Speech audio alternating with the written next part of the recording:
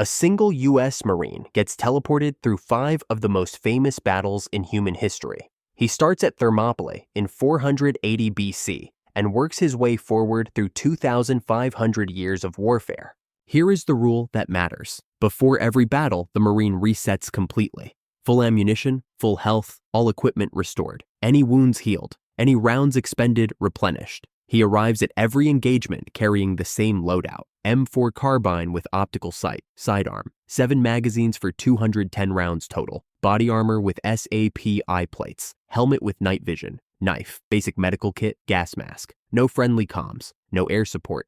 Each battle is a clean slate. The question is, which battles he genuinely wins, which battles he barely survives, and which battles his modern equipment cannot save him from. Battle 1. Thermopylae, 480 BC.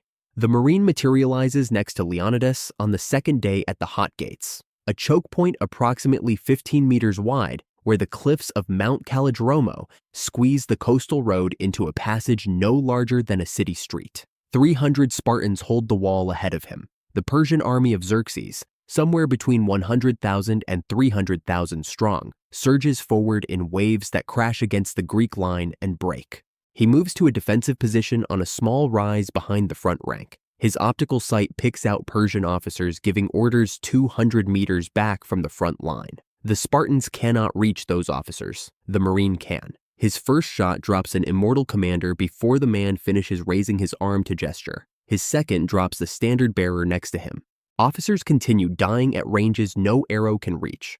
The waves pushing into the Spartan spear wall lose cohesion because their command structure is being systematically removed from behind. By the time the Marine has expended 30 rounds, approximately 80 Persians are dead, and the rest are pulling back beyond the reach of whatever invisible weapon is killing their commanders. The battle is decided 2 days later when Ephialtes betrays the Greeks. The Marine is teleported away before the encirclement closes. Verdict: wins his engagement decisively. Easiest battle on the list. Battle 2. Agincourt, 1415. He arrives on the French side, knee-deep in mud, in a doomed armored charge across waterlogged ground toward an English position defended by 6,000 longbowmen. The first arrow flight is already in the air, approximately 6,000 arrows blocking out the late October sun in the moment before they descend on the French formation. He drops into a crouch behind a fallen man at arms as the storm hits. His SAPI plates stop 2 arrows that strike his back. The French knights around him are dying in numbers no battle in living memory has produced. Plate armor that has protected European nobility for 2 centuries is being defeated by archers losing 15 arrows per minute. 6,000 archers, 90,000 arrows in the first 6 minutes. The French formation simply ceases to be a formation. The Marine breaks from the charge and moves laterally toward the English flank, using fallen knights as cover. The longbowmen have no protection beyond linen tunics and wooden stakes, driven into the ground in front of their positions. At 300 meters with optics, the M4 turns archers into individual targets. He kills approximately 25 in 15 minutes of single shots, before Henry V's commanders dispatch men-at-arms to investigate the threat on their flank. The Marine is teleported before they arrive. The French army is annihilated regardless. Verdict: survives, kills archers. The French never could have reached. The French still lose catastrophically. Battle 3. Waterloo, 1815. He appears inside a British infantry square on the eastern slope of Mont Saint-Jean, late afternoon, June 18, 1815. The square is approximately 500 men deep on each face, bayonets fixed, inner ranks loading muskets while outer ranks fire. French cuirassiers, heavy cavalry in steel breastplates, are bearing down in formation. He can hear the ground shaking before he sees them. This is the first battle where 1800s weapons can hit him at meaningful range. Massed musket volleys are accurate to 100 meters. Cannon firing canister at close range turns squares into kill zones if the formation breaks.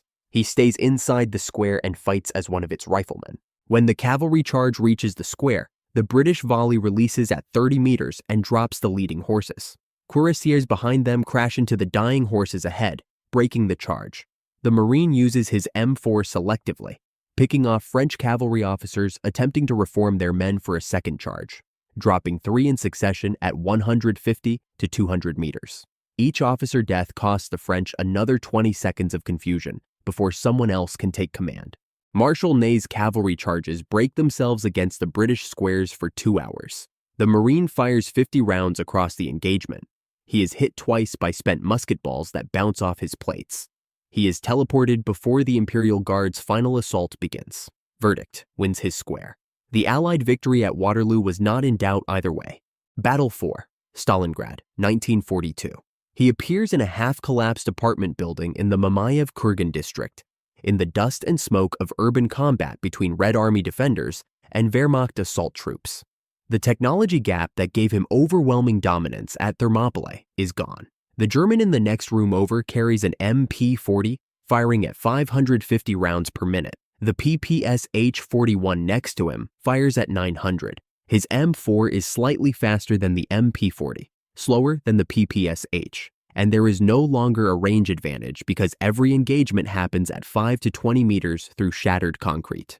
He fights with the Red Army for 3 days through stairwells, basements, and rooftops. Modern training still helps. His thermal sight identifies German body heat through walls. His body armor stops MP-40 rounds. His medical kit treats wounds that would kill Soviets without it. He kills approximately 25 Wehrmacht infantry over 3 days of room-to-room fighting.